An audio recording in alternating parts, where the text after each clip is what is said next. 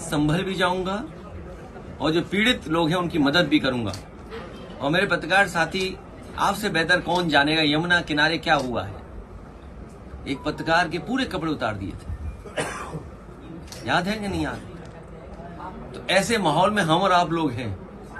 संभल के लोगों की मदद हो, उनको न्याय मिले, और उसके लिए हमें चाहे लोकसभा में सवाल उठाना पड़े या लगातार हम लोगों को उसके लिए लड़ाई लड़नी पड़े, हम लोग संभल के लोगों को न्याय दिलाना चाहते हैं। उन्हें न्याय मिलेगा।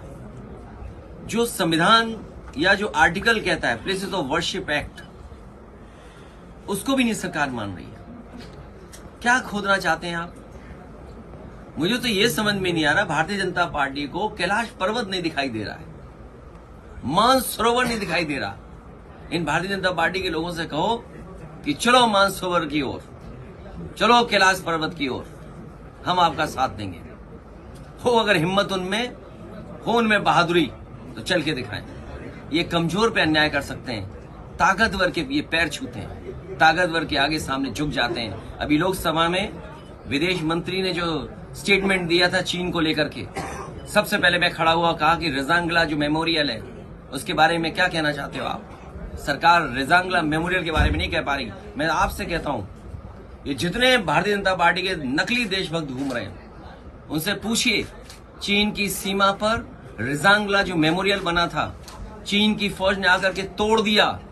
क्या ये भारतीय जनता पार्टी के लोग उसी जगह पर रेजांगला मेमोरियल बनवाएंगे कि नहीं बनवाएंगे? और मैं ये दावा करता हूं आपसे, भारतीय जनता पार्टी के लोगों का कोई जवाब नहीं होगा।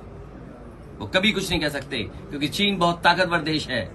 भारतीय जनता पार्टी की हिम्मत नहीं है उनके लोगों को कि जाकर के कुछ अपने रेजांगला के बारे में कह दें, कैलाश पर्वत के बारे में कह दें, मानसरोवर के बारे में कह दें। और मैं आज आपके सामने कह रहा हूं, ऑन रिकॉर्ड कह रहा हूं, वो दिन आएगा जब चीन आपको मानसरोवर नहीं जाने देगा, कैलाश पर्वत की ओर नहीं जाने देगा, क्योंकि उन्होंने बड़े पैमाने पर मिसाइल्स का कारखाना वहां लगा दिया है।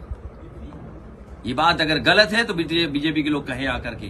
केवल 12 किलोमीटर सड़क बनी थी, नेपाल ने आपके खिलाफ खड़ा कर दिया था। नेपाल को चीन ने लिपू लेक को लेकर के 12 किलोमीटर सड़क बनी थी, अगर आपको याद हो, नेपाल को आपके खिलाफ खड़ा कर दिया था। ये बीजेपी के लोग केवल कमजोर पर अन्याय कर सकते हैं, ताकतवर के सामने ये झुक जाते हैं। चीन के खिलाफ नहीं बोलेंगे, क्योंकि इन्हीं के लोग सबसे ज्यादा कारोबार चीन से कर रहे हैं। तो ये सवाल बड़े हैं जिसका जवाब बीजेपी के पास नहीं है, बीजेपी के पास जवाब नहीं दे सकते हैं। और मैं तो कहूंगा पत्रकार साथियों, आप भी चलना कैलाश पर्वत की तरफ, मानसरोवर की तरफ, हम सब लोग चलेंगे।